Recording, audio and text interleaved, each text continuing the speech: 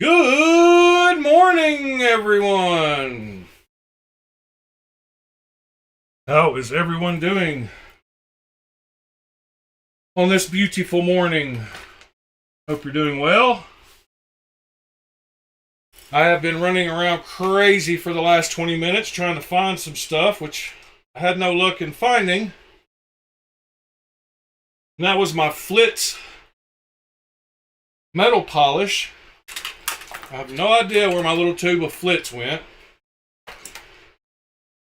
So we're going to have to compensate for not having that today.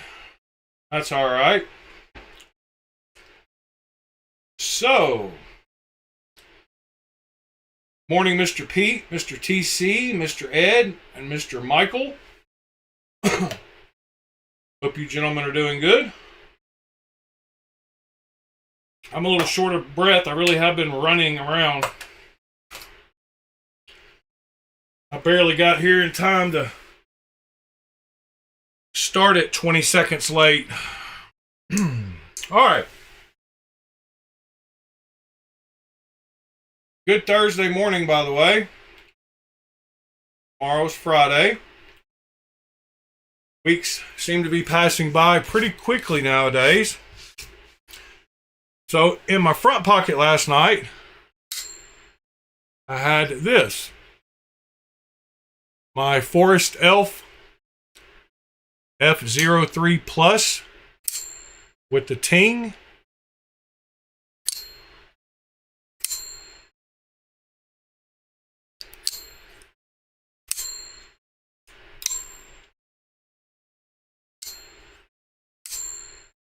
Super tingy. So I took that in my front pocket, and in my back pocket I had my Yan Chevron. And then, of course, in my back left pocket I had my Vespa, which did give me a single misfire last night. I'm still convinced it's somehow I'm like double clutching the I'm doing something to the button as I closed it. I think I'm holding it back with my thumb or something. I don't know. I'm doing something weird. Hold on, I'm going to pack my cigarettes.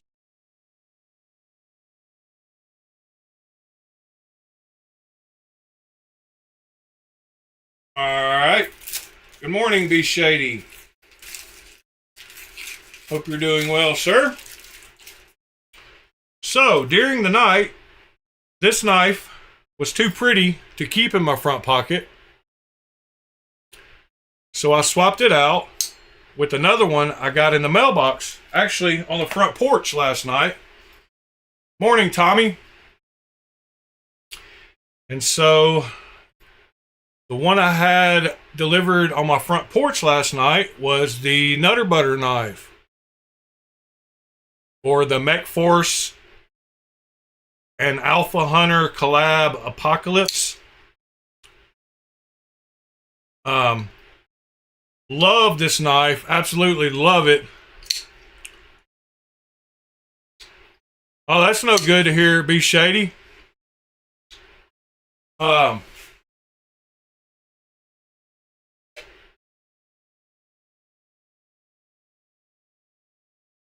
I'll definitely keep her in my thoughts. It's in good vibes. Morning, Cliff. Yeah, it's amazing how strong some females can be through medical stuff. I've seen that more than once lately. So back to the Nutter Butter knife real quick, but y'all make sure to keep Be Shady in your thoughts. I'm not trying to go past that, Be Shady. I'm just trying to finish my train of thought before I read the chat. But yeah, I absolutely love everything about this knife. I love how huge it is. I love the blade grind, the satin finish, the harpoon. I love choking up on it. I love choking up on it. I don't like the Nutter Butter look, but it's growing on me, and this side has a little breakup of the pattern. So that's cool. And it's got great action.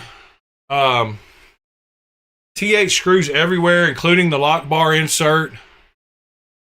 But this knife right here has made me think thoughts that I've not had to think before. And a lot of knife companies are using titanium or aluminum pivot screws because magnets aren't sticking to them. And I haven't tried to anodize them, but even the screws on these are titanium, which is pretty cool. Everything on it's titanium. But the thing that this knife made me think about, what in the world? Well, that looked crazy. Looked like there was some kind of swirl. Okay, anyway, is we've been taught to believe that we should only have about 30% lockup, 35%. And I guess the main reason I've always been concerned about it not going over further is because you start getting lock stick. So if you've got a knife that locks up further over and it doesn't have lock stick, is it really hurting anything? Or is it just giving you more solid lockup? It just made me think about things that we hear about in the knife community. And we automatically set our minds to the thoughts like, this is right and this is wrong. If a knife has late lockup and it goes too far over onto the blade, that's bad. But really, there's nothing bad about it. It's just providing more solid lockup. But it can cause lock stick, which then is a bad side effect.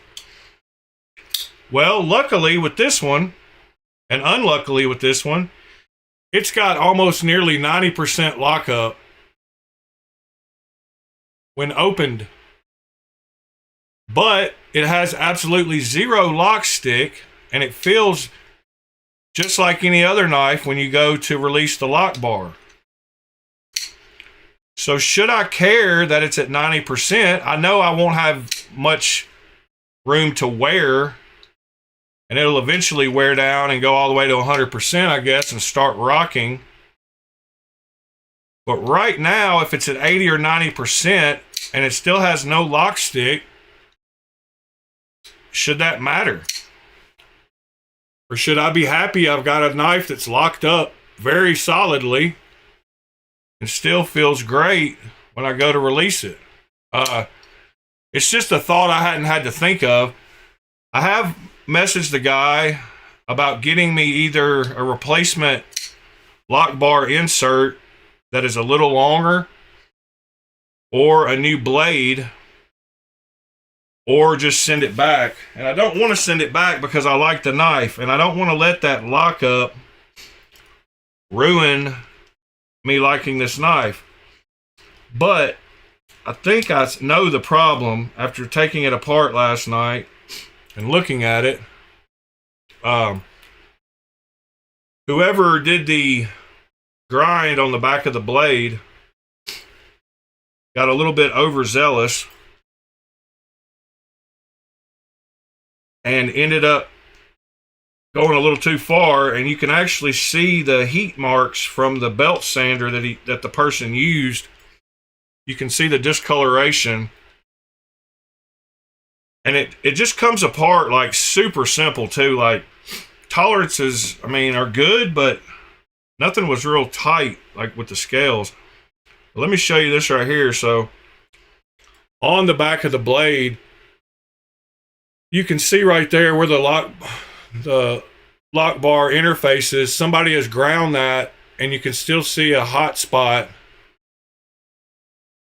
So whoever put this back grind on ground off a little bit too much. So that, and you can definitely see that in the picture. I mean, you can see it in the discoloration. and it's got the super little tiny bearings. So that size of skiffs, almost as small as that little size of skiffs I showed yesterday. But there's the discoloration on there that you can see pretty clearly. Get everything kind of lined back up here.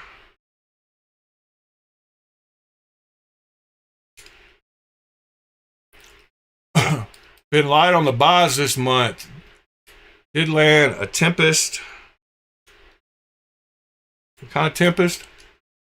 Practice and Arctic carbon fiber.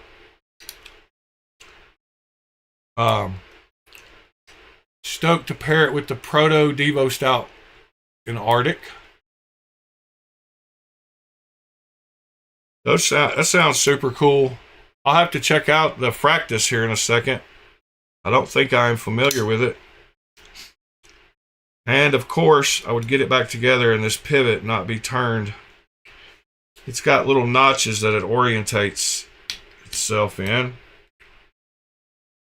And I think this bit is about gone on this little gray thing.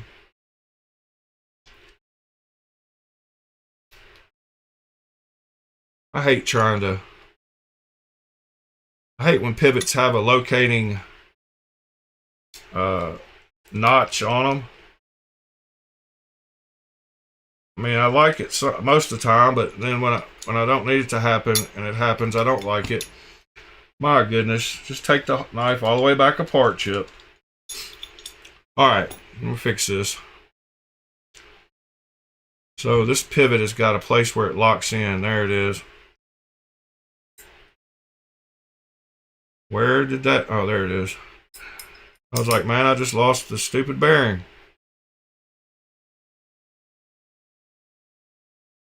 All right, now we're getting there.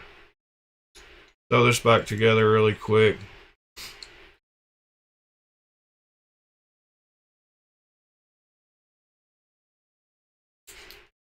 All right, that's much better.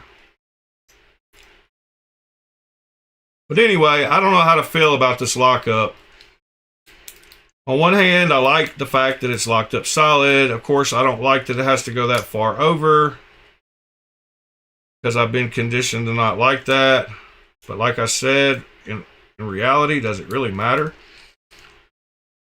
I think Michael said, he commented on the video, on the little short I put up, and said as long as it doesn't have lock stick, he probably would keep it. And that's kind of how I feel. The fact that it feels just as good as any other knife. Man, and the methods of deployment of this thing are great. All the thumb studs work great. The fuller works great. I want to do a flipper tab delete on it bad because this forward part right here is big enough to be a finger choil if that tab was out of the way. Man, it would make it feel so comfortable. So I hope they can either figure out a solution for me, but the centering is perfect on this thing. Everything about it. M390 blade steel. Nice hollow grind. Compound grind. All right, so I got that in. And then I also got in something else yesterday, which is the Voyage Blade Works. And it is I got the pin for the Kickstarter. And this is their Avius with nice micarta. I like this micarta and titanium. So it is half titanium, half micarta. They're calling it a drop point blade. I would kind of call it a clip point blade. It does have a compound grind up here at the front, which means this part is hollow.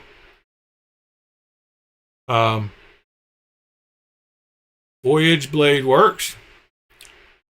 This is OEM'd by Kubey. It feels like a Kubey, to be honest. And to be honest, it feels like what should be a $70 to $80 White Mountain knife on sale Kubey. I think they're selling it for $125. And I get it. This is their second knife that they've released, and they're trying to get a little nest egg of some money up. And I totally get that. Their first one was the little fixed blade, made out of D2 and made in the USA. So they kind of used the made in the USA thing to get their company started. And then they went to Kubey to OEM their second knife. But knowing what you can get in full titanium Kubeys, this has, like I said, 14C 28N blade steel. I don't feel it's probably worth the $125 that they're asking for it. I think you can get just as good a quality knives for the $80, $70, $80 mark nowadays. But it is very, like, I love my Kubeys and it's very comfortable. Every grip on it is very comfortable. I like the micarta. They didn't use, like, I don't know, there are different grades of micarta. Some are cheaper feeling than others, and these don't feel cheap. So, and it might be G10. I haven't paid. Yeah, it looks like micarta, but I could be totally wrong about that. Kind of out of it a little bit this morning. Marked out version of Fract. Oh yeah, I told Be Shady we would check out the Fractus. Let me put away my goodies I got yesterday.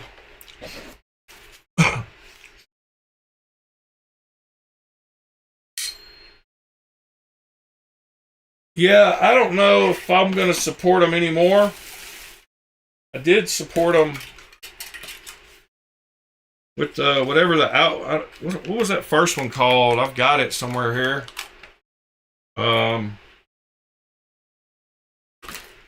Anyway,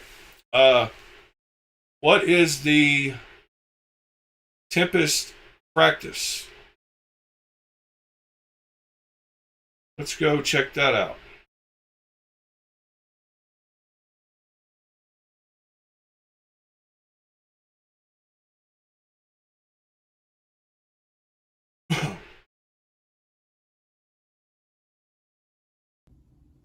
Hey guys, what's going on? This is Knife Standards. I am back with my full review. Oh, you got the Arctic carbon fiber one. Long-term review. But I'm back. So that's not the right one. Let's see if I can find it. Arctic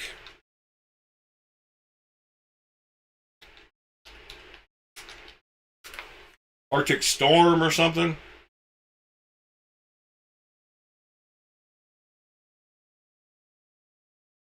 There's what it looks like.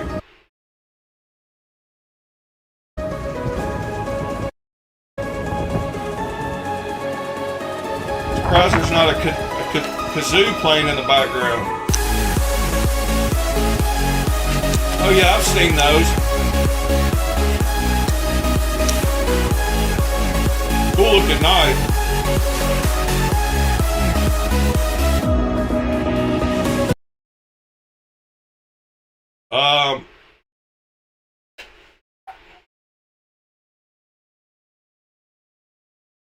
Yeah, Tommy. They are serialized. That one I had was a different serial number than I've seen. But the first Rosies were serialized also. The Jufull Rosies were individually numbered. Good morning, Waylon. Sever 7 said, ask if you got a review. They said no, but at least you shot your shot. Oh, yeah, that's cool, Sever.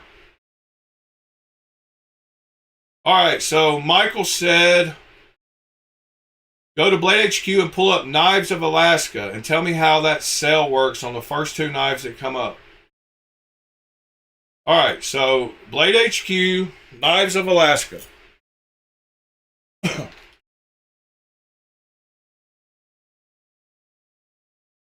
And where is that like something that they have out here, or I just have to type in? Oh, wait a minute. Is there a drop down for it?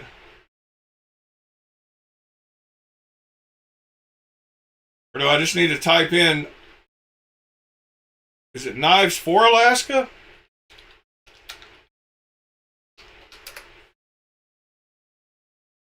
Knives for Alaska? Knives of Alaska. Knives of Alaska. All right.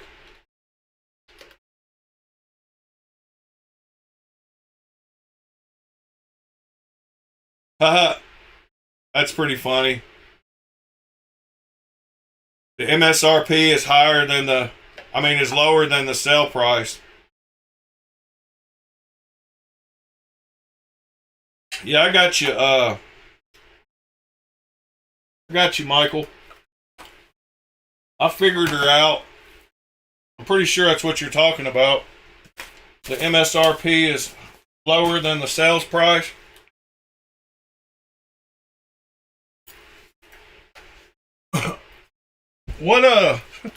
That's a kind of a weird search term to pop into Blade HQ, isn't it? All right, now I'm about to go nuts. I seem to have lost my way. What in the world? Where has my stuff gone?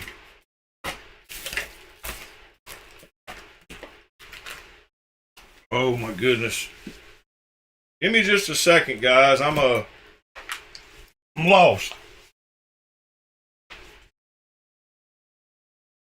What in the world? All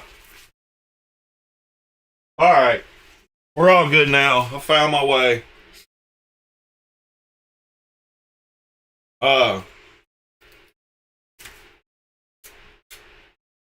No, I just need to settle down. I've been running around too crazy. All right. But yes, that is wild. They must have fixed the second one.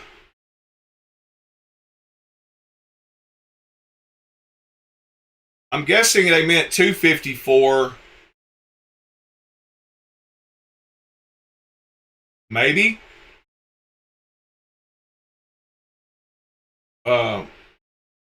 But let's see what somebody else has one. 3-inch Magna Cut.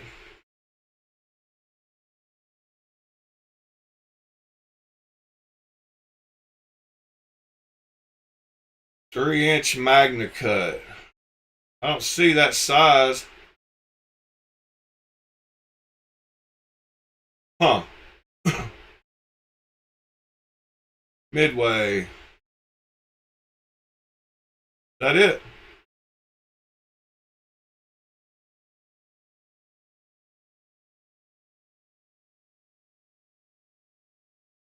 Magna Cut.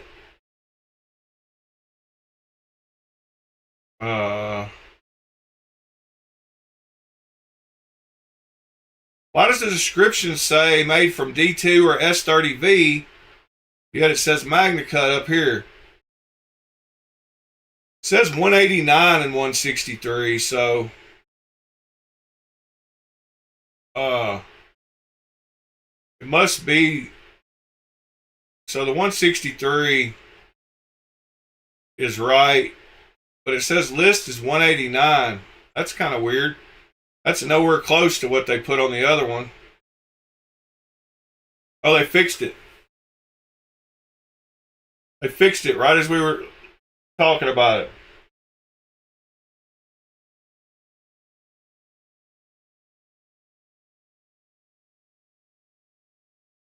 Good morning, Mitchell.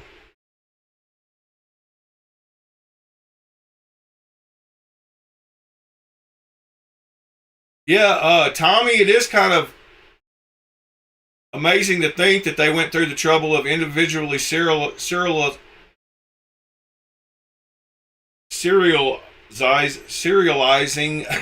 serializing each knife. Wow. All right. Nobody else has popped anything in the chat.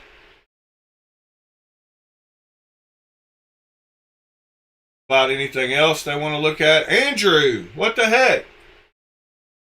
I used to know a guy named Andrew B. Christopher, good morning, sir.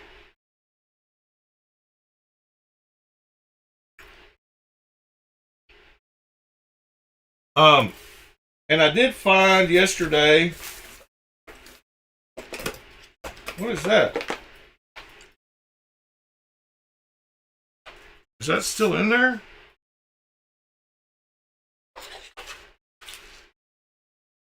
Oh no. That's the extra razor blades. Yesterday I said I couldn't find my well, now I can't find it again because I can't find anything this morning. All right, now I found it. My little Kevin John miniature Sabenza.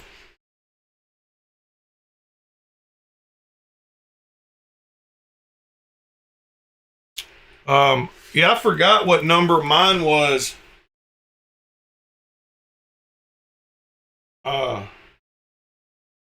Tommy. Yeah, I did grab one, Andrew. I was able. I got one of the first ones he dropped. Should be getting close.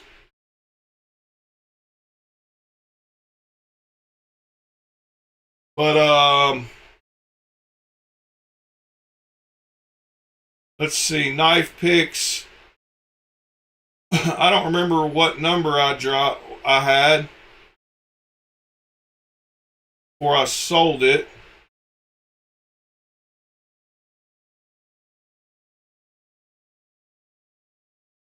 I did not like it because mine was, I guess, one of the ones that didn't get glued together properly or something. It did not have very good action at all.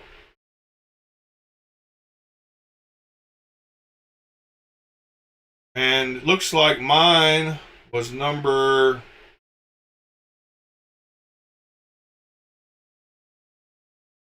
200.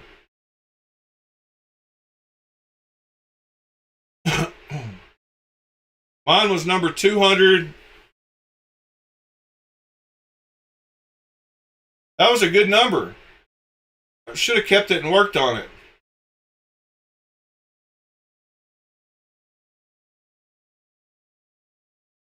Yep, 200. 200.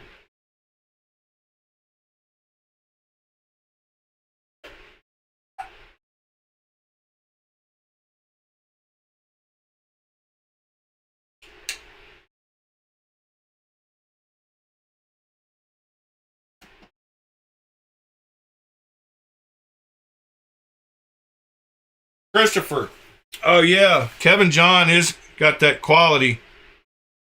Like even this one. So this is a Kevin John with real M390. Yeah, Andrew, my cedars were decent. They were all three pretty consistent. Yeah, this is that little Kevin John Sabenza. Depending on how good my luck is this morning, I can actually flip it open. Got to get it in my hand. Hold on. There we go. Cool little hand satin real M390 blade.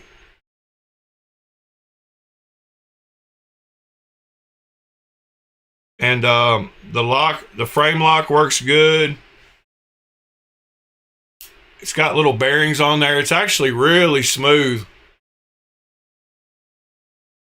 But we were talking about my pocket watch knife, sorry.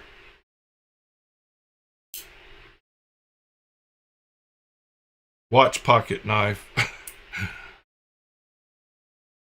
Yeah, this thing has got really good action though. You can actually shake it closed.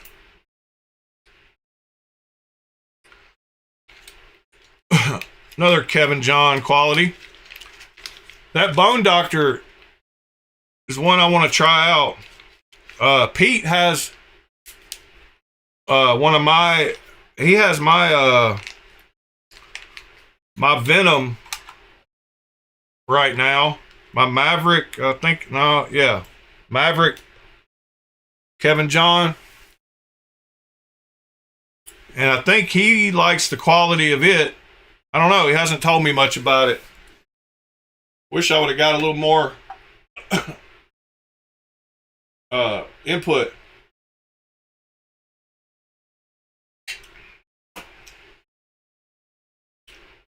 All right, I had a couple of links to look at this morning, including this knife right here, which I have got to have.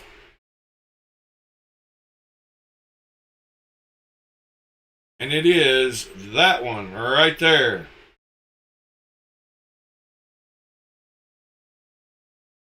What a cool knife, even though it has the maple leaf on it. And I'm not a giant fan of Canada. I like Canada enough as well as anybody, but I'd rather not have a maple leaf on it. Okay, Christopher, I will. But if that doesn't look like my style knife, I don't know what does. Kind of looks like a CRK a little bit.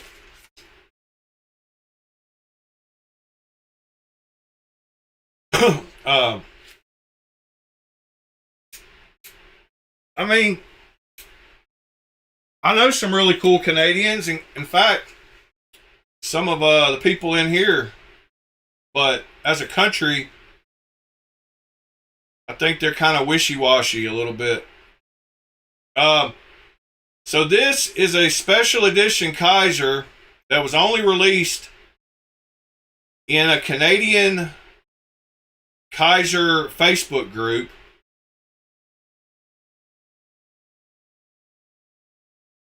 And I have a link to it. Let's see, hold on.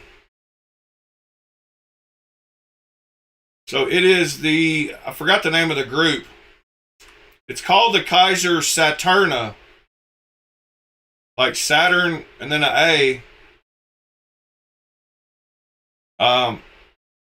Kaiser Saturna. Limited run for the Canadian Knife and Gear Facebook group 10-year anniversary. Organized by our group, House of Knives retailer here in Canada and Kaiser. Only 450 were made. It's a tie frame lock on ceramic ball bearings with S45VN blade. There's Easter eggs on the inside of the scales apparently, but he hasn't taken it apart yet to see.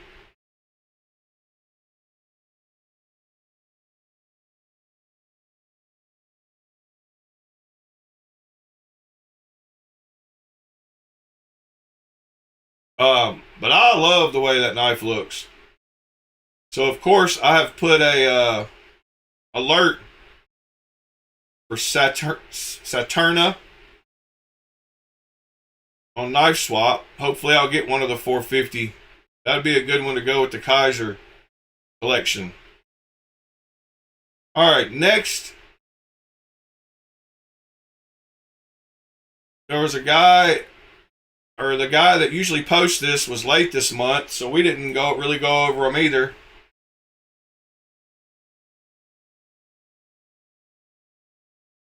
But these are the new product announcements from Civivi. Slippy Cindy, Tarask, Yonder, Partake. What do y'all think of the Partake? I'll have to go check that out. And the Soaken.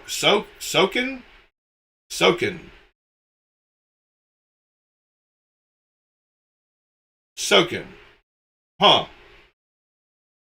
And then the Sky Nicks.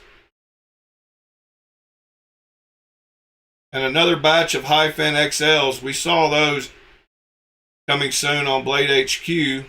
And then the Silor from Syncut.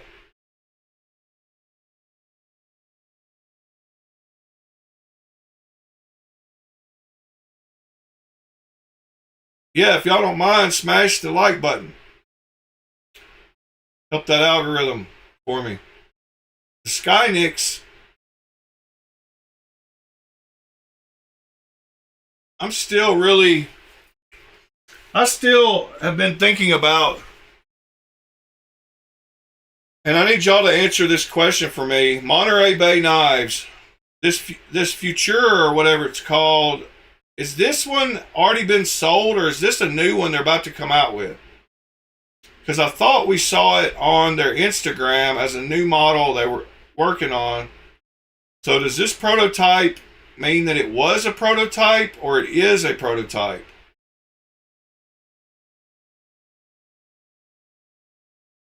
And I don't know what made me think of that right this second.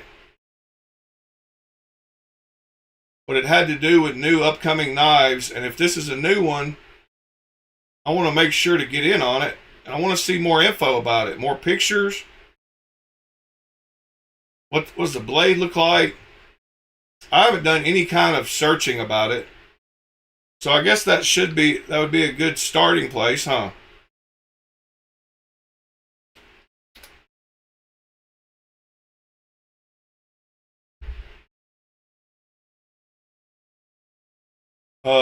Monterey Bay Knives Futura. So what date? It doesn't tell me the dates.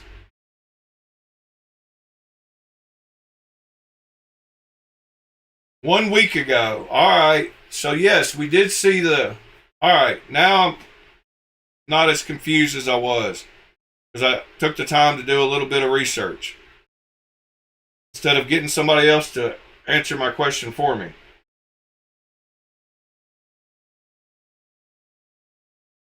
All right, it's got that ZDP blade steel again.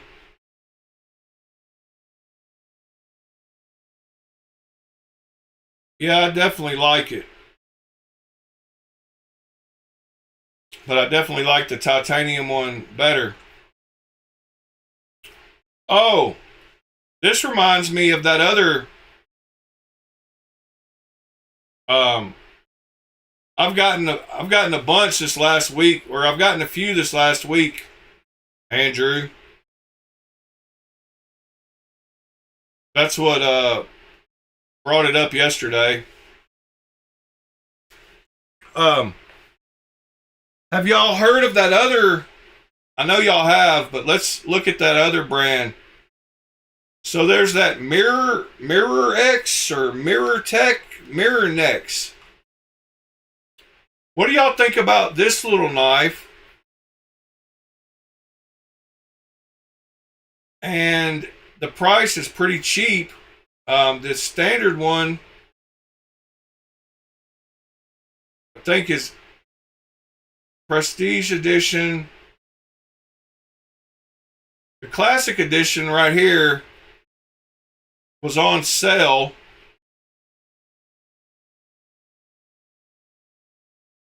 Oh yeah, I like them. MBKs. I love Monterey Bay Knife. What do y'all think about this little thing? It has just enough top front flipper.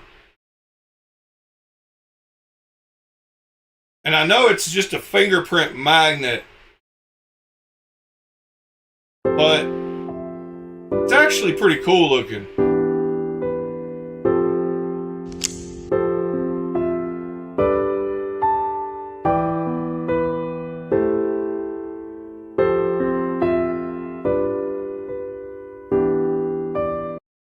I don't know what's up with the Prestige Edition, but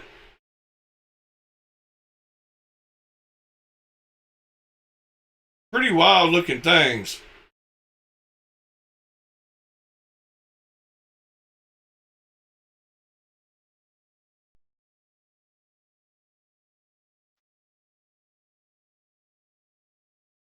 You would have to wear gloves when you handled it every time.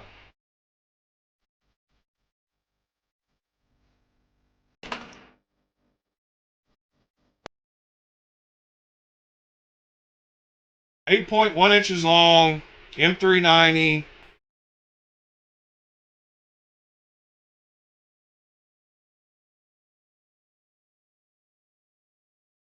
Hidden screw construction.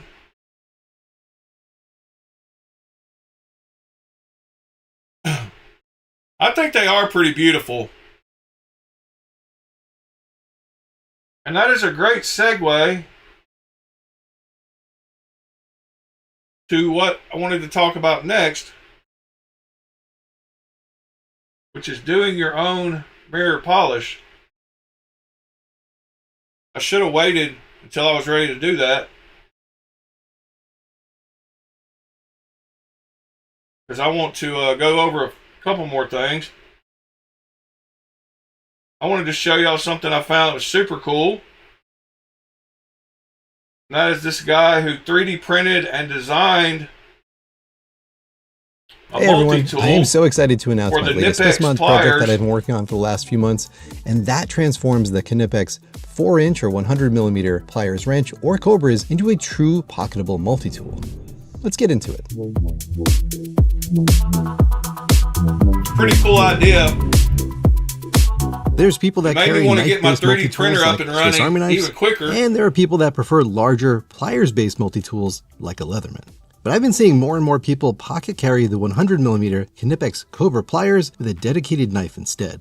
I'm a fan of separate tools like this for everyday carry because you can dial it in to what you actually need and have better quality tools. Instead of being stuck with whatever blade your multi-tool has, you can swap out your knife based on what you're doing that day, or leave it at home if you're traveling. I decided to give this a try by carrying the Cobras with this O-Knife frame lock knife that's only 73 grams, which is ultralight for a 3-inch blade. This is an awesome Puckett. folding knife. Overall, this is a really light and capable carry, Sorry. but there's some downsides when carrying the Cobras in your pocket. First, they don't lock shut, so if you pocket carry these, they tend to open in your pocket unless you add an elastic band to keep them closed or store them in a wallet. Second, this setup is missing some tools that I'd like to have on me, like tweezers and a flat and Phillips screwdriver, which means I need to carry a keychain tool like the Rambler to round things out. The third issue Those are is there's a super lot cool of wasted pliers, space in though. your pocket between the handles of the Cobras. I'd stare at this gap and dream about using that space to make this into a proper multi-tool. The biggest thing lacking in this setup is any kind of screwdriver, and the 7-11 mini ratchet is perfect because it fits nicely between the handles and works as both a ratchet and a screwdriver with its 1/4-inch bit holder in the end. Adding a Steinwell double-ended mini bit is the perfect pairing for And the those 711 mini L bits are because it awesome, covers too. both Phillips number 2 and flatheads. And you I can get just them needed for a secure T6 and and low T8. profile way to attach the ratchet to the pliers. As it turns out, tape isn't the best option. Since I own both, I wanted to come up with a design that would work with both versions of the 100mm Knipex pliers. The Cobras have a ton of grip, can open wide, and have precise jaws that can work more like needle nose. The pliers wrench have similar benefits, but their smooth, parallel jaws work more like an adjustable wrench and won't scratch up fasteners. I used my Bamboo A1 3D printer to prototype lots of different ideas, and eventually settled on a pair of slots for the handles to slide into because this design works with both the Cobras and the pliers wrench. Each has slightly different handle shapes, but this design allowed me to be compatible with both models. I then designed a custom slot that holds the ratchet securely with just the right amount of friction. This open design shows off the beauty of the 711 ratchet, and with careful tuning, it's surprisingly strong with no flex. This fits perfectly with the Steinwell double-sided bit installed in the ratchet, but you can swap in other bits. Now I had a design that held the ratchet securely, but I wondered what else I could squeeze into the space to make it more of a multi-tool. I first added 2 slots to hold Victorinox scale tools like the tweezers and toothpick because they take up very little space and are really useful to have.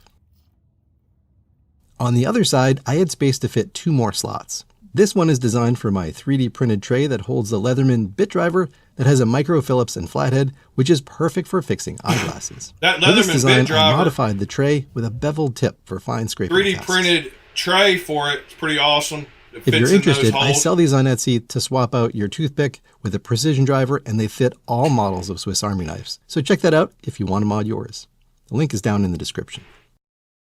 There's a fourth slot if you want to carry another scale tool like a Firefly, but I just use it to store a spare tray. At this point, the design is absolutely packed with tools, but I found a spot on top to hold a needle like Victorinox has in their Plus scales. This is great for ejecting a SIM card, poking holes, scraping, and more.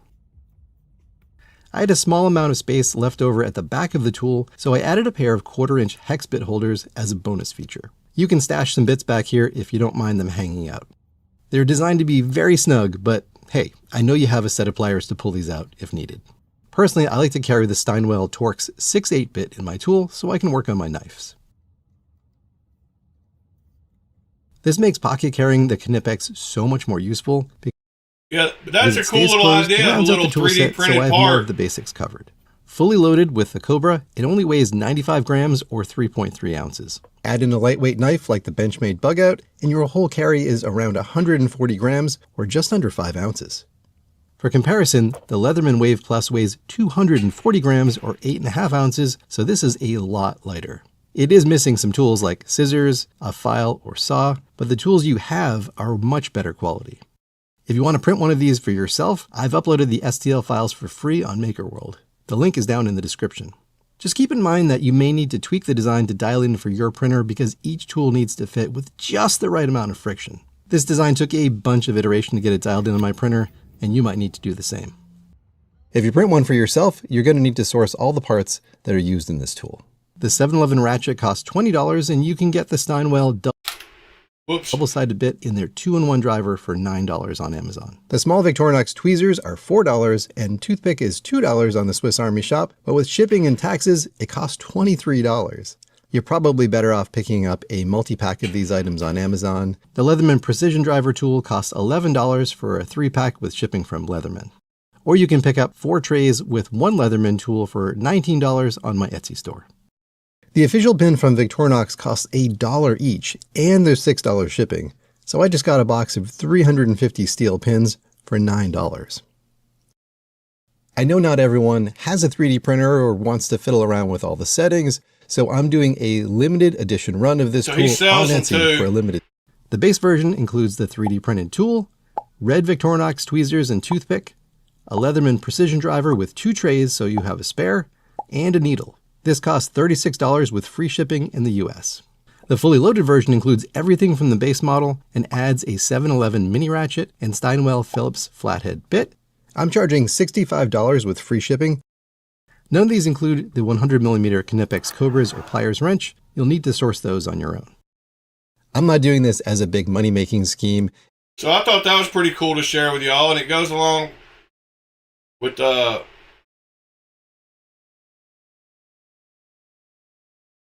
all right, so what have y'all been talking about? I've been paying attention to that.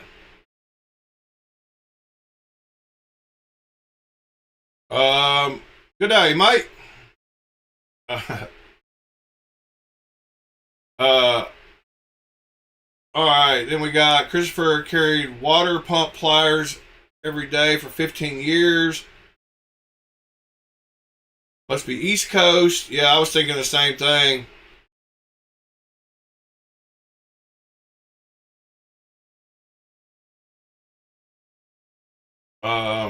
Let's see. Be Shady, do you have the little ones like he was showing?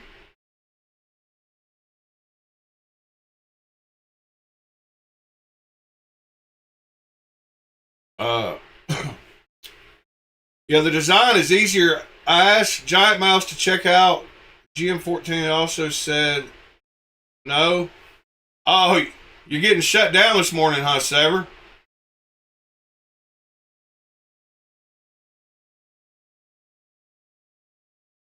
All right, so on to the topic at hand.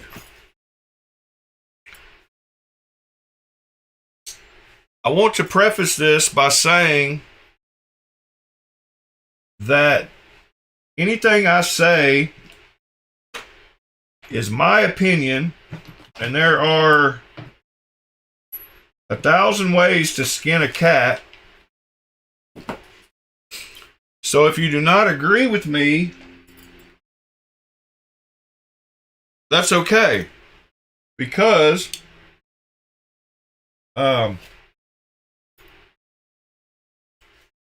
you need to find the way that works best for you and is most comfortable for you. And I've done that. I've gone through lots of different trials to figure out what worked best for me. And what I'm talking about is doing a mirror polish. I have found, like I said, a method that works for me. I learned very quickly that in a Dremel, if you spin things with a large mass quickly, it can bend the little attachment very quickly. But what I've found to work the best are these little yellow things, because the lighter the object you're spinning on a Dremel, the better. And I've bought all kinds of stuff to polish knives with. I started out with some little Brillo, like little tiny sanding Brillo pad looking things that are shaped like this. And what I quickly learned is when you're doing knives, when you use littler things like this, you have to cover more area and you're more prone to get random scratches places. I've also got some of these these nylon little things to polish in between, to get down in between stuff really good. These work well. But what I have learned is that something that will reach all the way across the blade gives me a better finish when doing mirror polish. So the actual thing that I use is, hold on, I'm digging it out. I don't know if I left it on the Dremel. I might have. So let me check that. So what I was going to say, I left it on the Dremel. So the one I use and that works the best for me are these little yellow pads right here with the Dremel attachment. And these pads are very flexible and can get down into grooves good. I've used this one a couple of times. I don't want to really swap it out yet. But what we're going to do today is we're going to take apart the Zorn and we're going to try to mirror polish the entire side, one side. I'll probably pick, doesn't really matter, but I'll probably pick the show side just because. And so we're going to try to mirror polish one side of that with this. Then we're going to take apart this knife, which is one I just had laying around with the kind of a satin finish on it. And we're going to try to mirror polish this one. And I'm just going to do one side of this blade and one side of the scales, and we're going to be able to look at the difference. And I'm going to show you my technique and what I've learned and what I'm going to use. I said I was looking for the flits before I started the video, and I could not find it anywhere, so I don't know what I've done with my flits. But we're going to try to do it all with this stuff right here.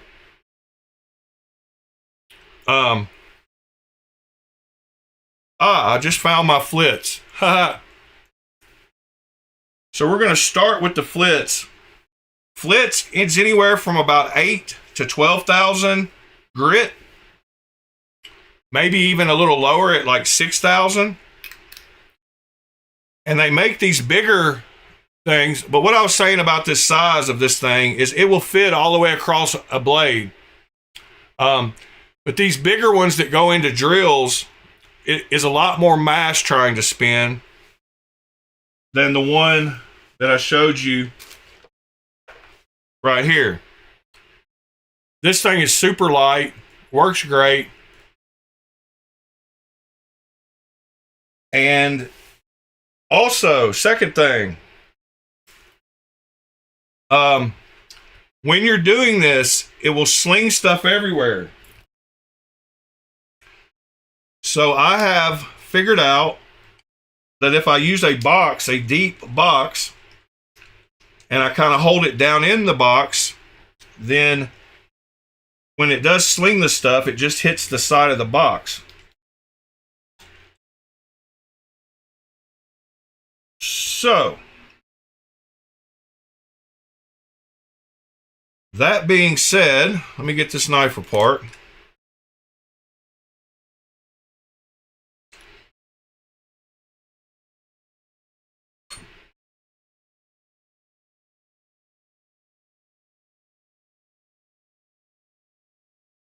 Make sure I get all the parts up there and out of the way.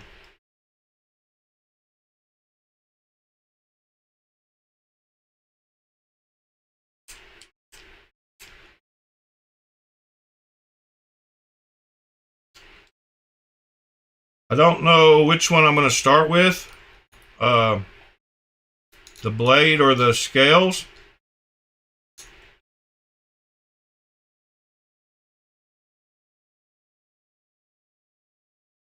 But probably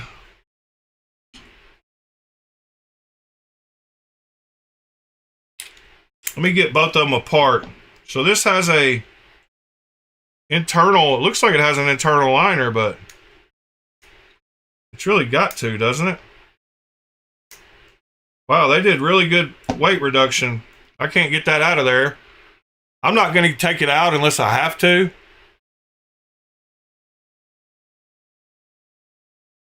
All right, so I got that apart. Let me get this apart real quick. And I'm going to show y'all what I do as far as the box goes. Let me set that over here to the side. We're not going to spend much time on this today because I know this is boring to some people. But I'm just going to show you my way, which is an easy way of getting a good mirror polish. And hopefully it works out better than my last video on teaching something, which didn't work out so great. That ano did not turn out like I wanted it to. It was okay, but it was not the greatest.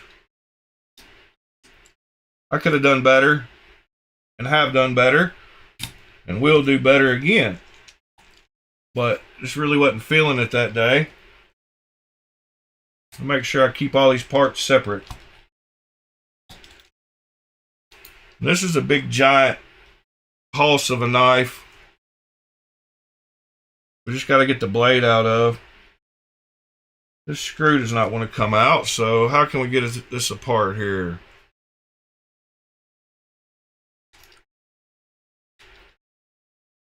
Well,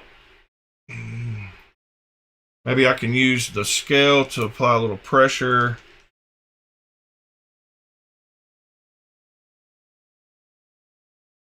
Nope.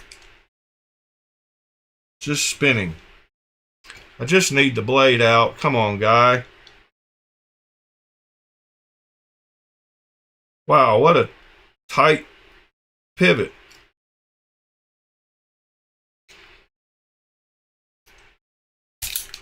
There we go, finally. All right.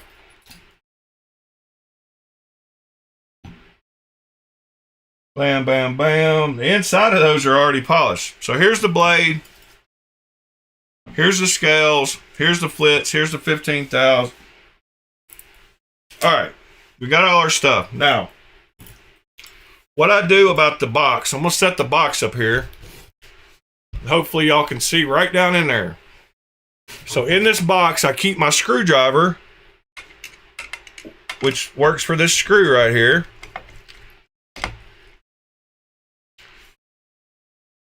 And this screw, I don't know if you can see this, but this is the blade and this is the screw, and the top of the head of that will pull snugly right down into a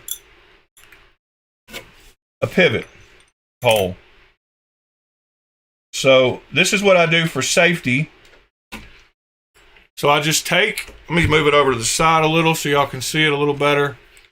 So I just take the blade, I've got a little board down here, and I'm going to tighten this screw down on the blade so that the blade cannot move around.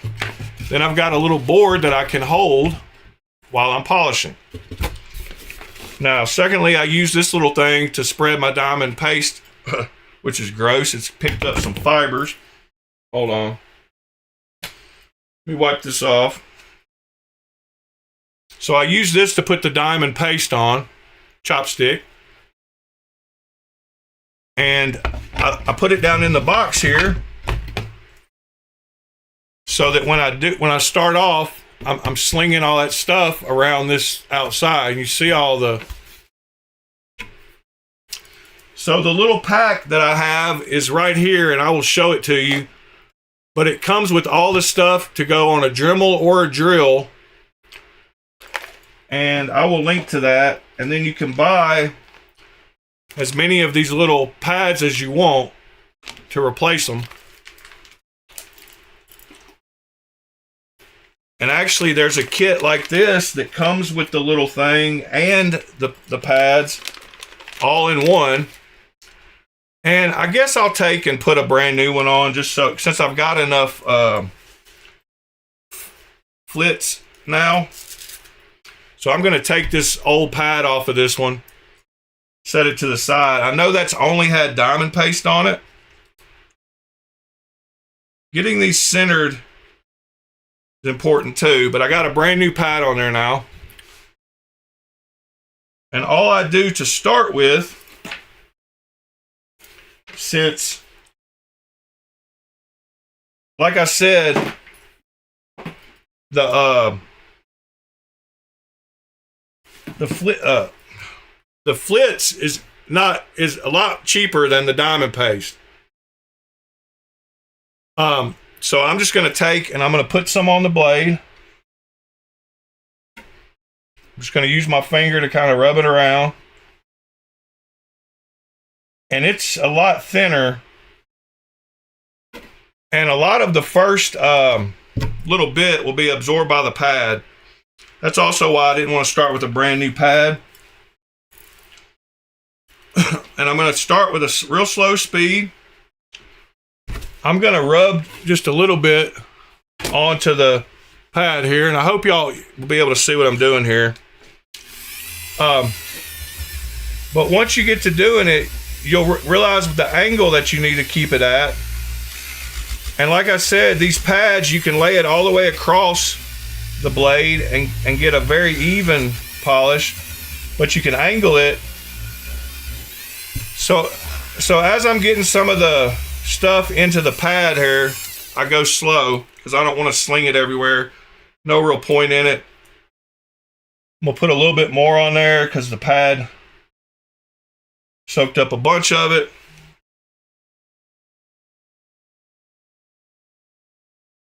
I'm gonna turn up the speed just a little bit. I'm gonna rub a little bit of this on there. All right. And all you have to do is just take a little bit of time, maybe 5 minutes, 10 minutes.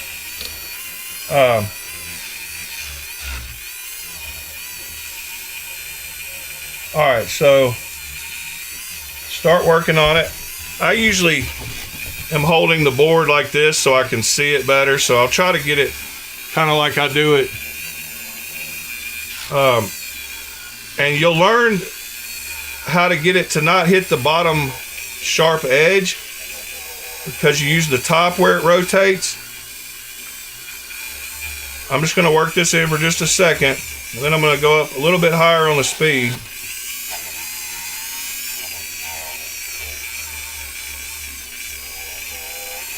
And it's good to take a break to let the blade steel cool down.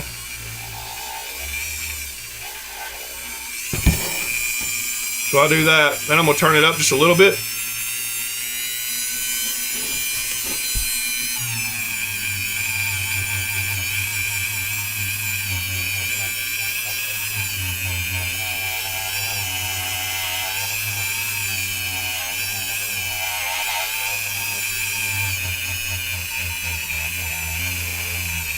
I'm gonna feel with my finger here in a second to see how warm it is, but I'm not pressing that hard yet, so shouldn't be getting very warm.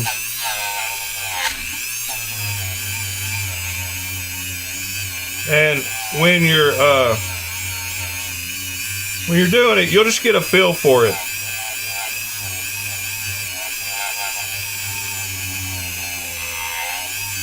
All right. Take a break, let that cool off for just a second. I will bring it up here and wipe it off. If I can find some paper towels. I've got some around here somewhere. Where are you, paper towels? Dang it.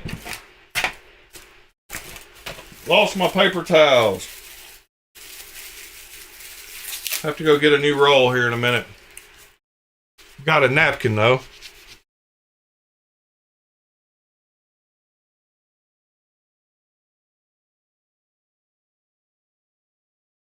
All right. I need some alcohol and paper towels. Give me just a second. Let me wipe this off.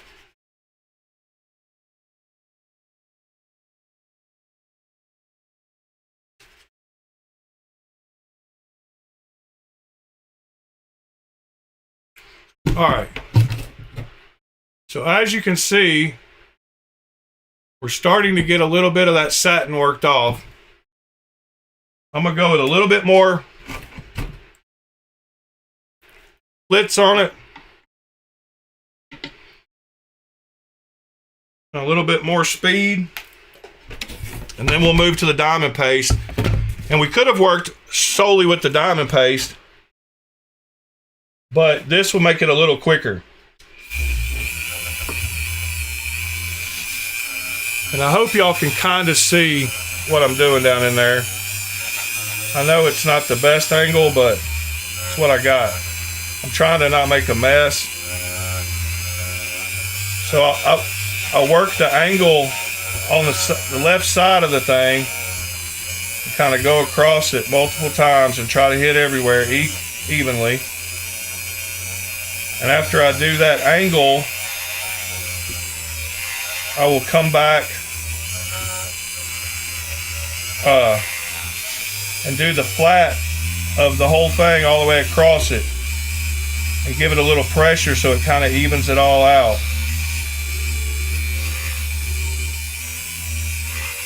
I'm gonna go up a little bit faster because once you start pressing down, it loses power.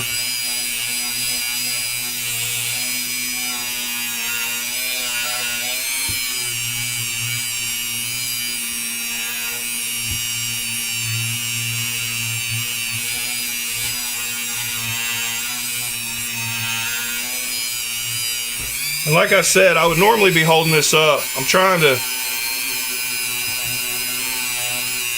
once I've slung all the stuff, then I can get in there and really get to work.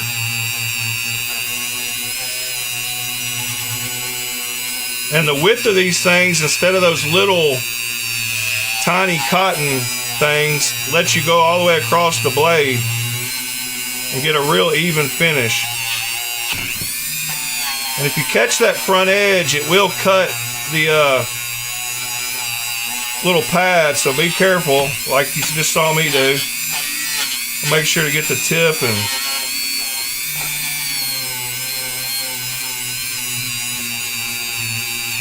alright. That should about be good for the flits part of it.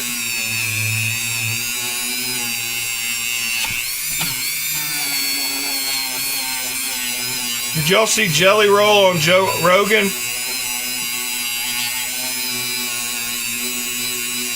Last night or the night before, whatever. Man, this is going to be nice.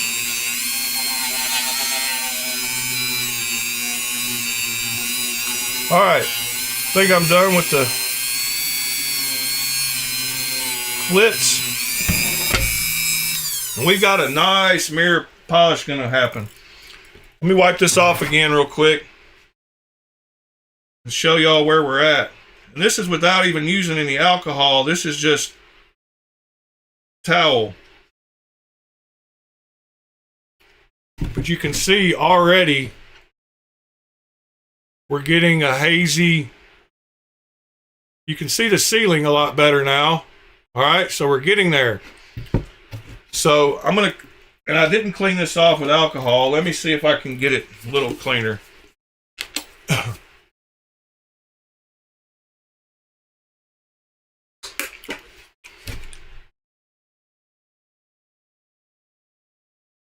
Don't forget to do the back and the spine and stuff too.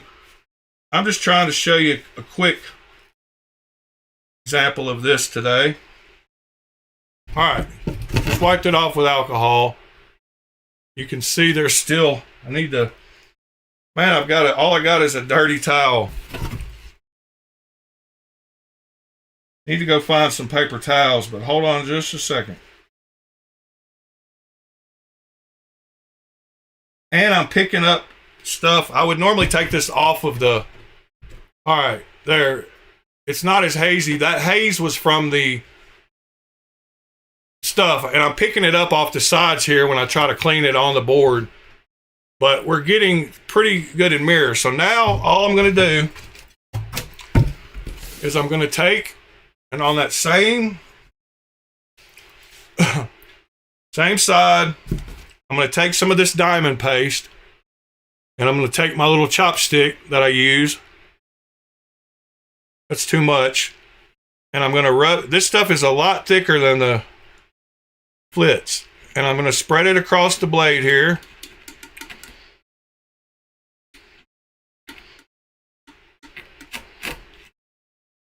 Get it kind of coated on there.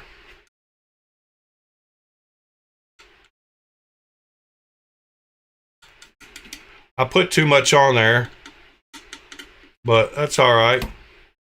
All right, so that's what I do so I don't waste it. Use my little chopstick. Let me set that to the side where it won't make a mess. All right, so now we got the diamond paste. I'm going to pull off this pad I just used with the flits and put the pad back on that I know has the diamond paste on it that I only used like one time. And that is this pad. Whoops, put it on backwards. It's so black I couldn't tell which side went against the Velcro. All right, so now I got that one that I had on there. Turn the speed down a little bit, make sure. All right, now I'm going to rub a little bit of this onto the pad so that I don't waste it all. When I start spinning, turn it on. I'm going to let it slowly work its way into the pad and the knife. Sorry about the angles. I'll try to get better angles here in a minute. All right, got a little slow. Now I'm going to turn it back up some.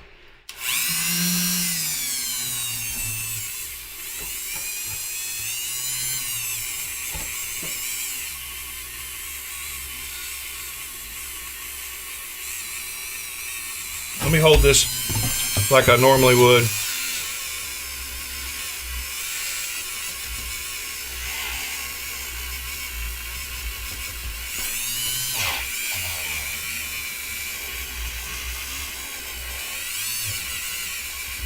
Be careful if not to go too fast and to get it, the speed wobbles. You want to make sure to kind of hold the angle right. It's kind of hard for me to do this leaning over, and I would normally have it between my legs or something, where I feel more stable.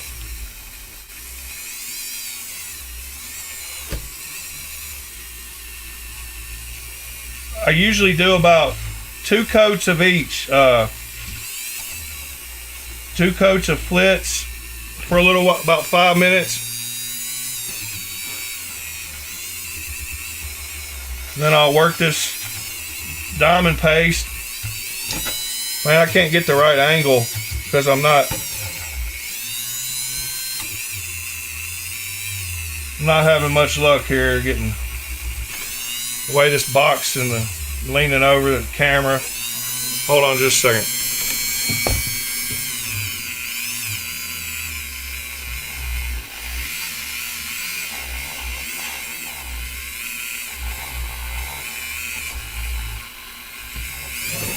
Alright, then I'm going to try to hold it flat on there.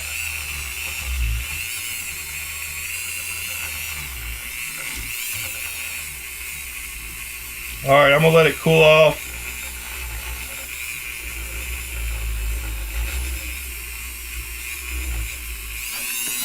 Need to get a little bit more speed.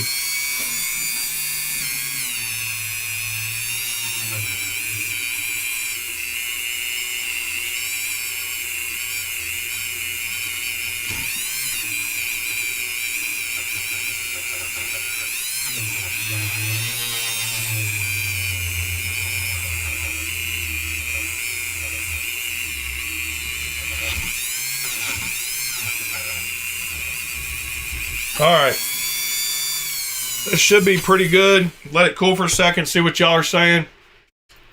And anybody that's got insight and tips, be sure to listen to them.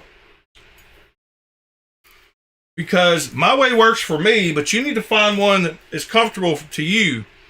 Whatever that might be, whether it's a 8-inch buffing wheel, whether it's littler pads, whether it's these big ones, whether it's regular just hand sandpaper. So you can achieve a mirror polish numerous ways, including just sandpaper and just working up grits. Of course, it's going to take you a while to get to 15,000, and I'm kind of cheating by doing this, but nonetheless, you will get there.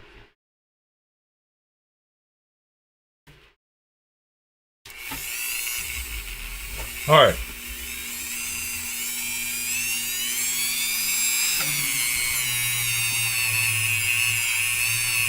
This should be the last phase. You should have a decent mirror finish when I'm done with this. We will see. If you're willing to put in just a little bit of time, not much elbow grease with power tools, you can actually get amazing results.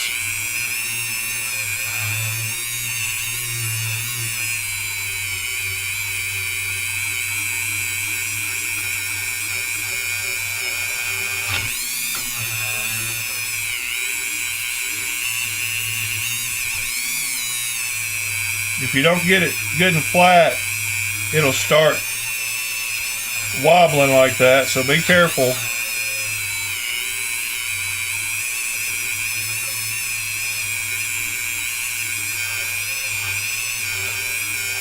All right.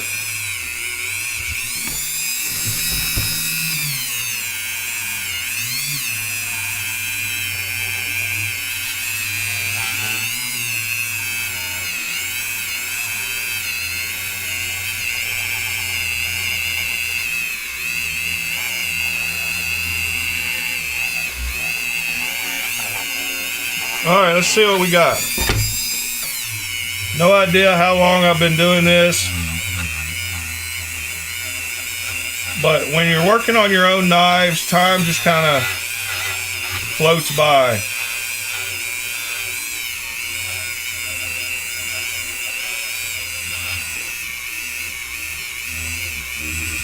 All right, we're going to see what that looks like. I'm actually going to take it off, wipe it off really good.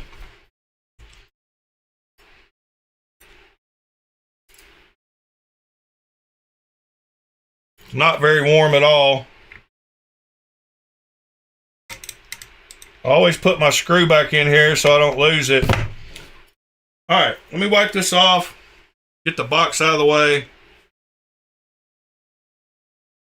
We will see what we got.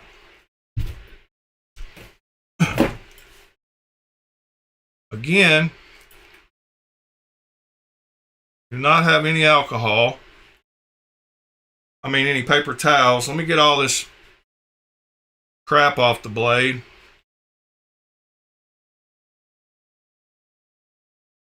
All right, there's semi. Let me go grab some paper towels. Hold on just a second. I need another roll in here anyway. Give me just a second.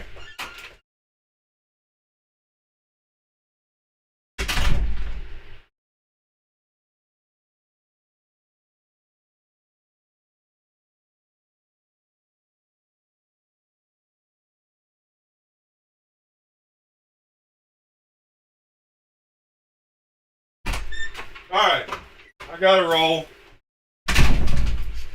Give me just a second. We'll talk about some other stuff. I won't go straight into doing the scales. Might not even do those. Just depends on how this turns out.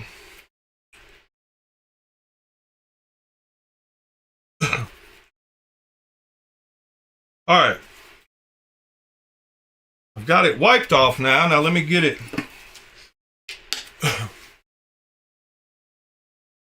cleaned off.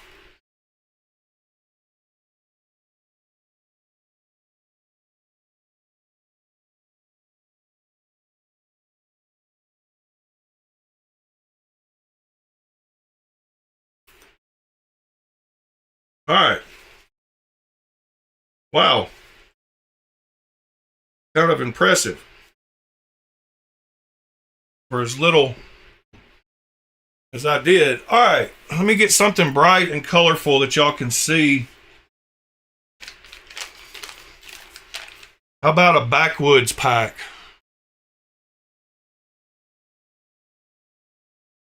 So you can see, hopefully, that it's got a pretty good mirror polish with no swirl lines.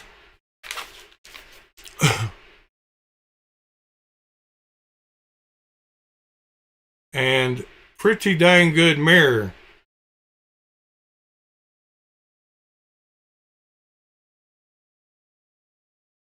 So you can see with just a little bit of time that I spent how good that turned out. There's me, my glasses on.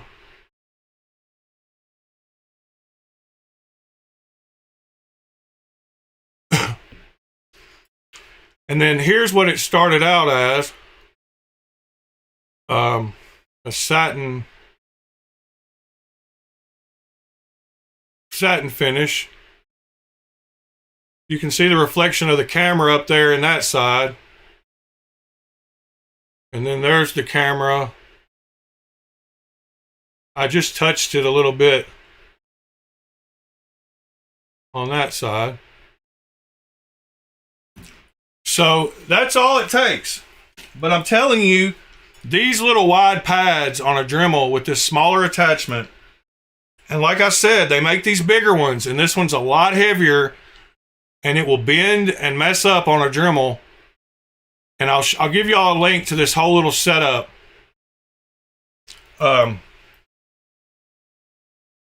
But you can also get larger, like fluffier towel. Now, titanium, you can do the same way. I got fingerprints on that now, but you can do the exact same way with titanium. Yeah, Andrew, and you can see how quick, and I wasn't trying to do it, you know. But you can see, I mean, you can see very clearly that red lettering really does look good in there. Let's get the little letters so you can see how nice the finish is from just that little bit of time that we took. There you go.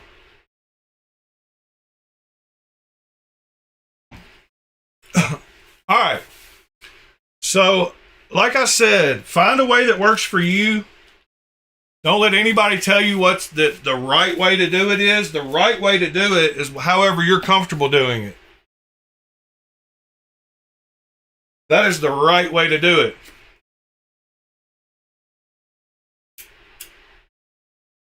Andrew, it really doesn't matter. It evens out. You can see how well it evened out, because once you get to 15,000, you're not going to be able to go any higher than that. So it kind of all evens out at, right at 15,000. It's just like taking 1,000 grit sandpaper. You can, if you rub it long enough, everything is going to be exactly 1,000 grit.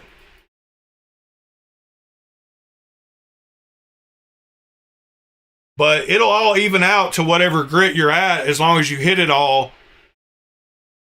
And you can see there's no little swirl, like there's no round marks from the Dremel for the same reason. Like they all even out eventually.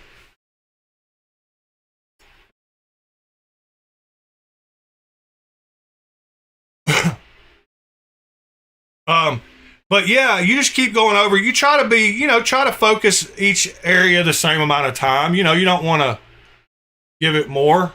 But I'm very confident that all of y'all can do this.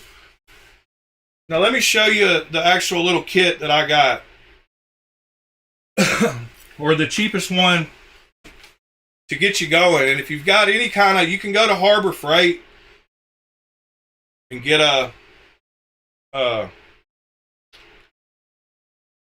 one for $15, I think. But this kit right here is $11. Here's the link to it. And here's the actual product. But it gives you that little thing that I just used and 10 pads, 10 extra pads for $11. So this and the Dremel and the paste is about all you need. I mean, it is all you need. So let me see if they have the diamond paste. Because they were sold out of it last time we looked, but we found it at another place. Let's just see if it'll come up now. 15,000 grit diamond paste. So they had some that had multiple. Yeah, here we go. So right here is a link, and you can go all the way up to 80,000 grit with this stuff. But here's the link to the other stuff. So those two links and a Dremel.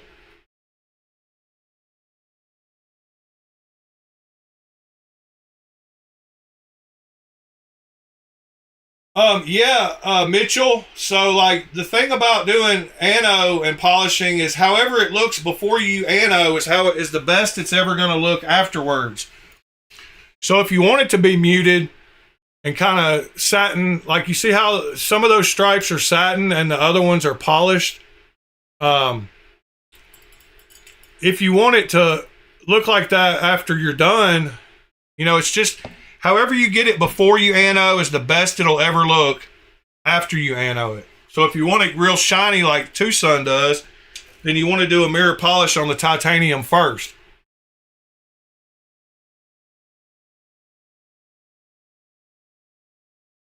And not everybody likes a mirror polish, but I just thought I would spend a few minutes showing you how easy you can achieve one.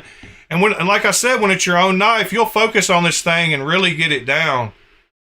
And it knocked off the color on that number, that KZ628. That was black, like on that side. But it knocked that off too and polished that up. And you can see where I didn't focus by the plunge cut plunge line down here, so you can see I would go back and work on that area.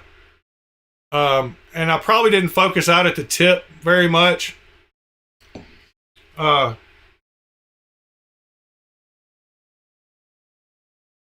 So yeah, that worked out good. I'm glad I got decent enough results that somebody might be tempted to try it themselves. That's all I'm trying to do, is to get you to not be scared to try it yourselves.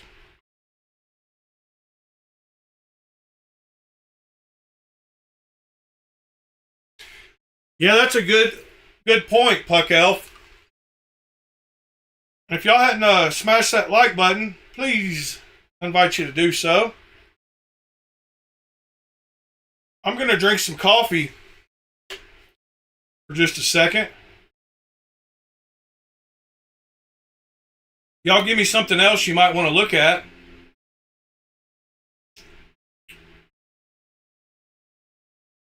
Beautiful Kaiser.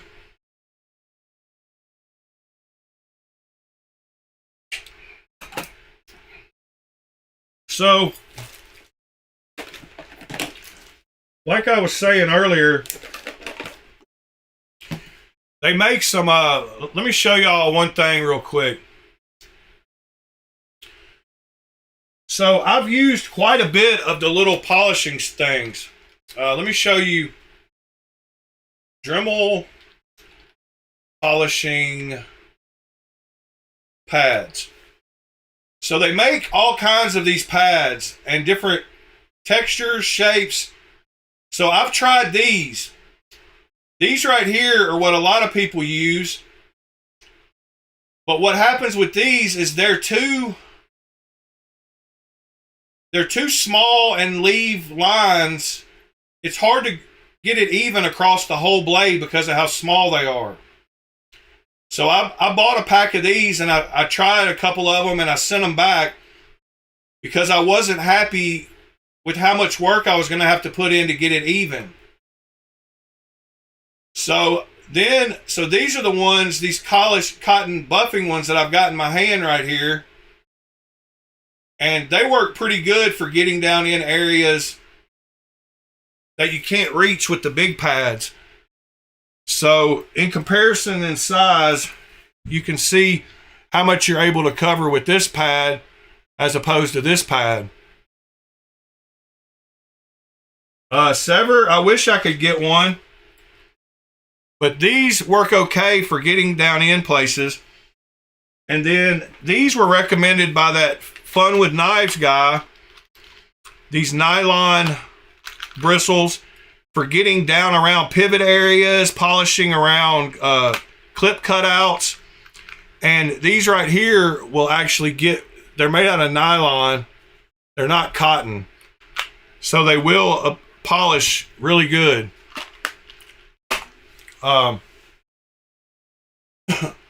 Sever, it's called the Saturna, and it is not available except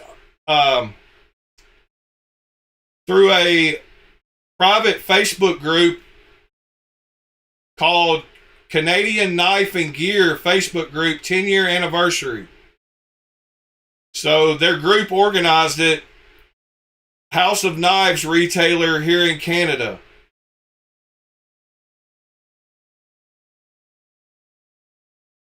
There were only 450 made.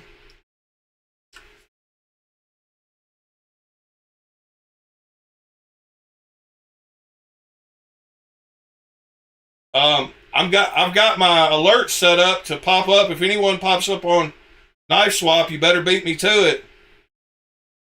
Because you know how I am with my Kaisers, and that's a limited one.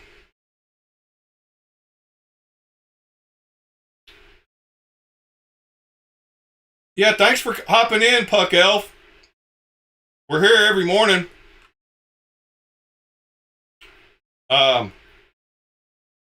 Hey, I got such great results. I want to see what just a couple minutes with this scale will turn out.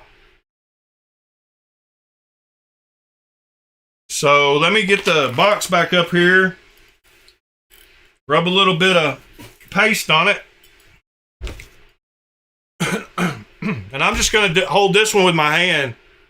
I'm not going to attach it. Although I could use the same exact hole. Well, I might as well. It might make it easier for video, but actually for video, probably putting it on my, holding it with my hand might work better. This little screw is tapered and is the perfect size for pivots.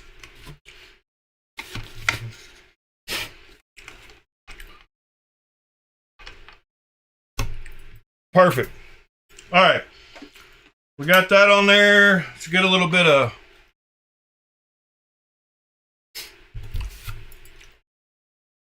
flits on it.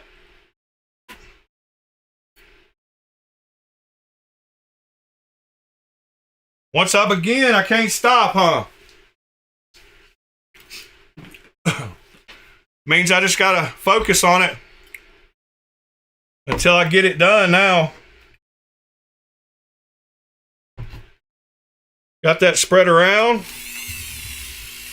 I'm just gonna start polishing. Good thing about this thing is I can angle it and hopefully push on it and get it down in all the little crevices. But if I got to use those little nylon brushes to finish it up, y'all know I will. And luckily, it's the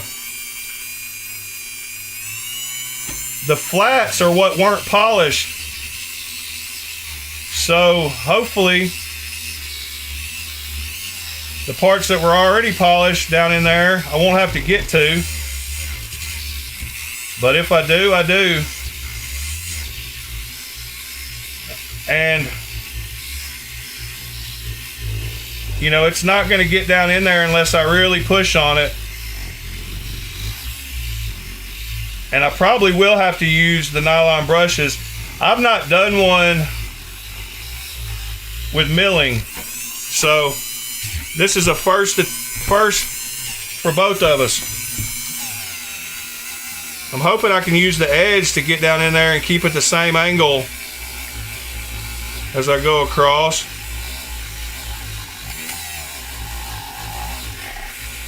And get it to go down in there and polish. I know around this pivot area I'm going to have to take it off the screw to eventually get it.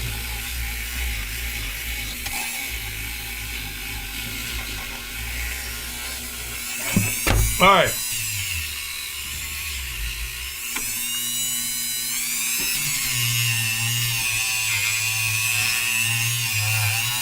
And I've never used flits on titanium. I don't even know if it's safe for titanium. I've just used the diamond paste on titanium, I think. All right, let me see what's going on here. Let me get this off of the... Where's my screwdriver? That's why I always keep it in the box. I'm going to have to hold this one by hand to do it, because I want to make sure I get it around the pivot area good. And I got plenty of flits on there, that's for sure. Let me hit the pivot area. At least around, I'm not going to try to get down in there yet. But this will be much easier to hold it in my hands and get all down in the crevices and cracks.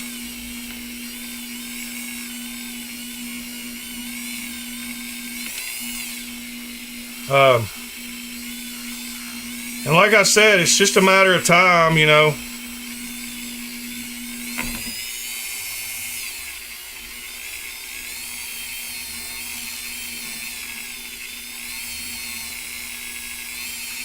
And this isn't going down in the milling like I wish it would. So I'm going to have to use some of those little bristle brushes to help out. But we'll see what we got here. Give me just a second. Whoops. Turn this up a little bit faster.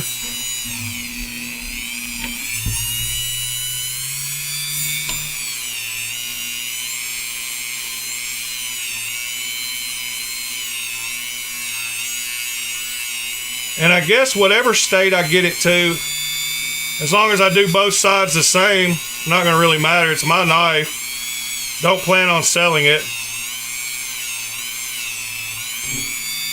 So even if it does just polish the flats and not down in the grooves, as long as I do both sides the same, it should be fine. All right. This is getting a little warm, so I'm gonna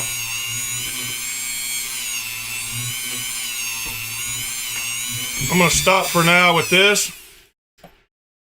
I'll move the box out of the way and clean this off. I need to clean off my hands too, but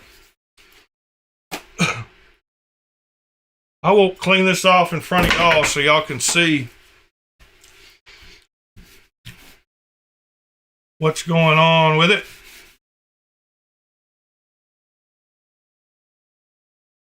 All right, let me get a little alcohol on it, or a lot of alcohol on it.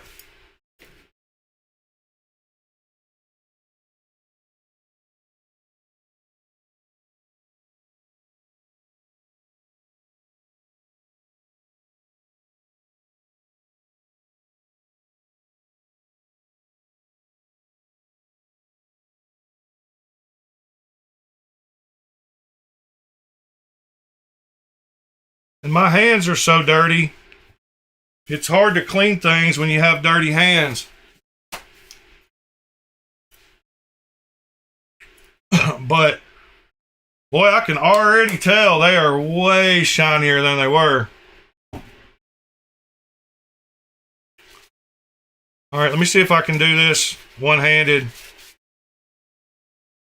where they turn out halfway decent.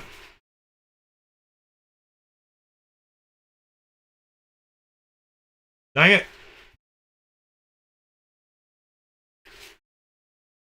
Trying not to touch it with the other hand.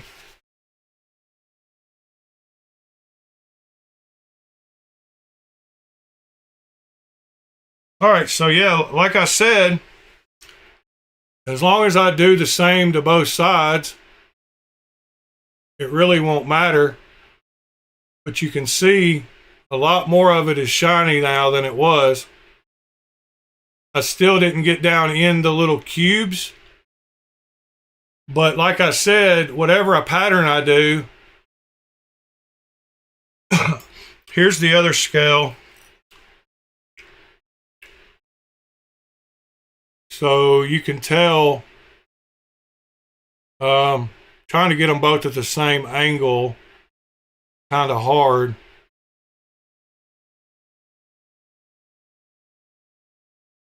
But they are way brighter. All the little triangles got polished, where over here they're not.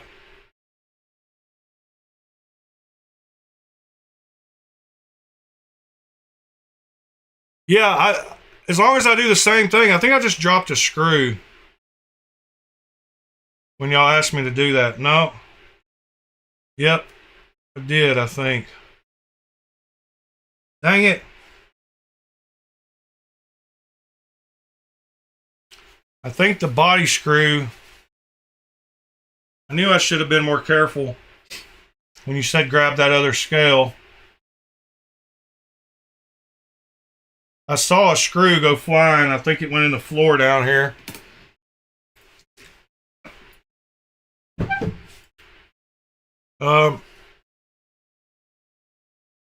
Yeah, it's definitely, man, you can definitely see from certain angles. I wish y'all could see like I'm seeing it. I could lay them both. This one is way shinier.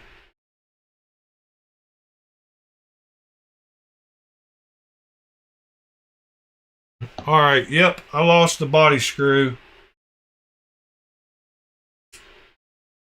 It's that one right there, went flying out. Hopefully I can find it. Yeah, I've got the magnet. I've got a magnet right here on a wire. I keep a magnet on a wire, a weird little thing. It's I've got this super strong little magnet that has collected a bunch of stuff, but it's a little it's a bunch of neos on the end of this little bolt, and I just use this to run across the floor, pick stuff out.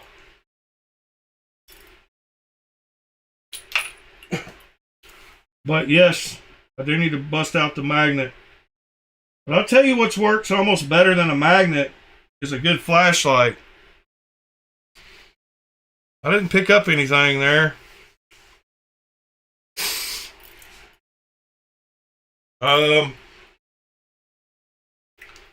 don't have a flashlight handy.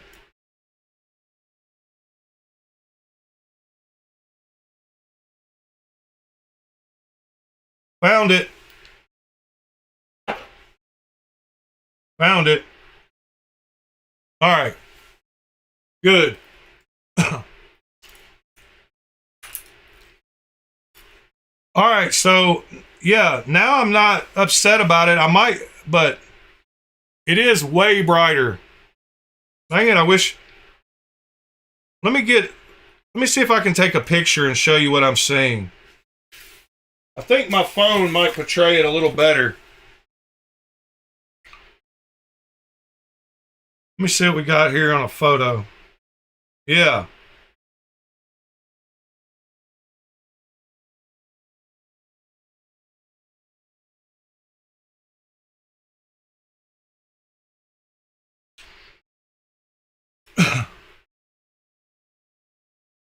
All right. Yeah, hopefully you'll be able to tell on this picture here.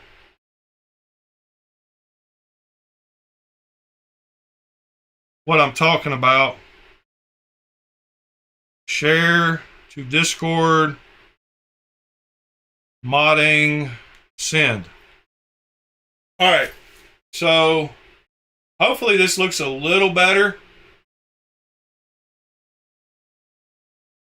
But you can tell this right one, all of it looks way shinier.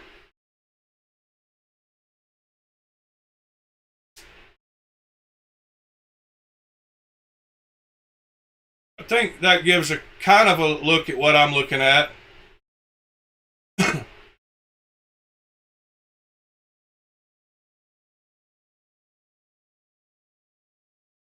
You can see how looks way different color to me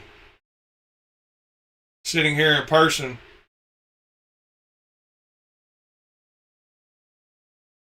Morning, Robin.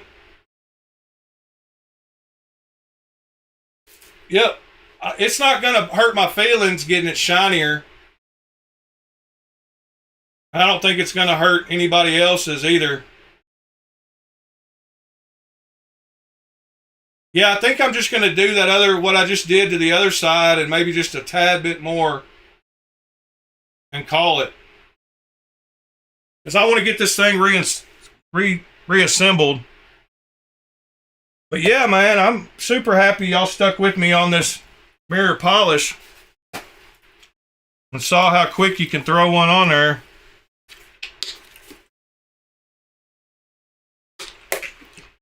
And my whole point of this was just to get y'all to know that you can do it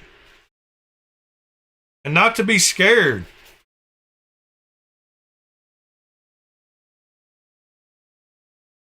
Because you can do it.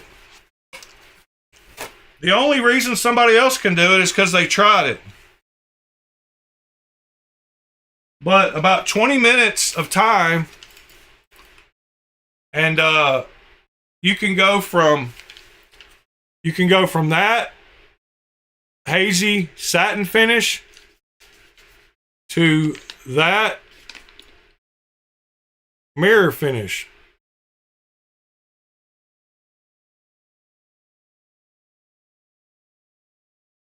And like I said, I'll focus by the plunge cut a little more because I saw a couple places there. But let me show you what the reflection is. over here on the satin part compared to on the mirror polish side.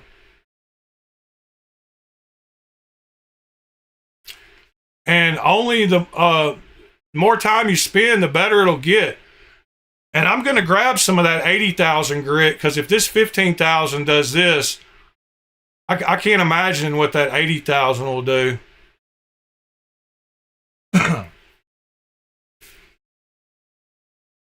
Well, all right, guys, I'm losing my voice.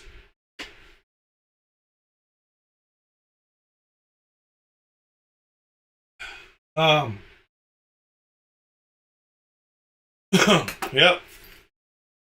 You can look over your shoulder and look at knives on the wall over there on a magnetic mount. Well, I can't find it. Mess. Behind me. Oh, there's, I know, now I see. Can't see it. Dang it. Can't get it.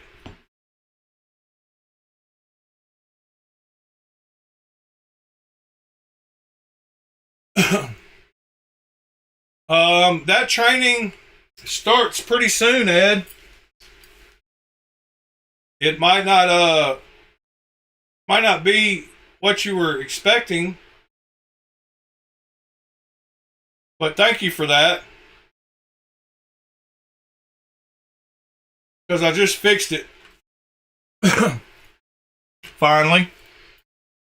But anyway, guys, don't be scared to work on your knives. Don't be scared to put a mirror polish on your blades or your handles if you want to. I've got a Rosie right over here that I did the titanium handles that look great. These are going to turn out nice.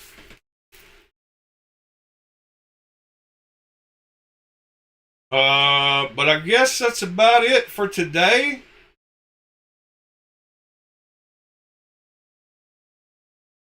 I hope y'all have a great Thursday.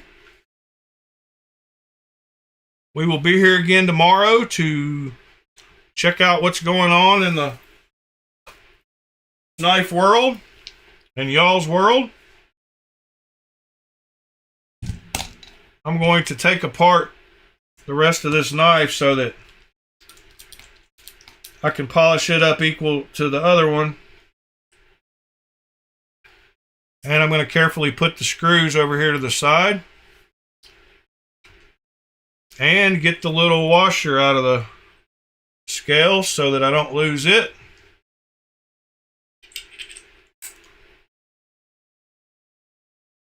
I don't think I'm going to try. Oh, that comes right out. All right.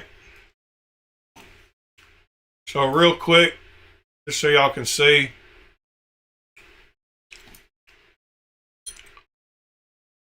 The one on the right is way shinier,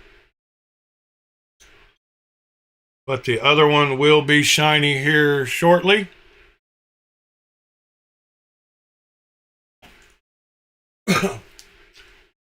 Hope y'all have a great Thursday.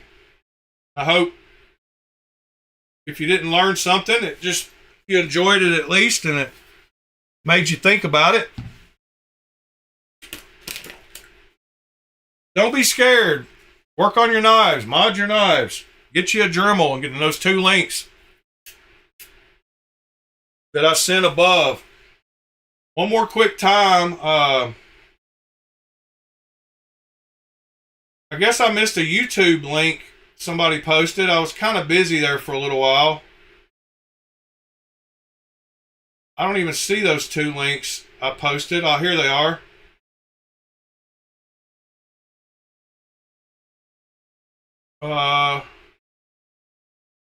That's not it. Hold on. Real quick.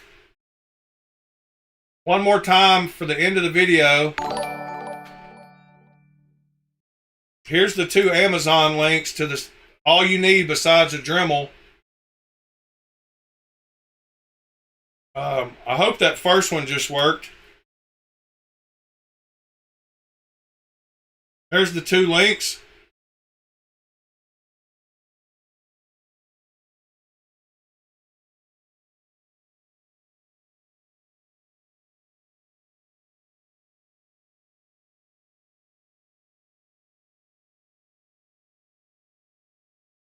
Okay, Pete. Yeah, I'll do that.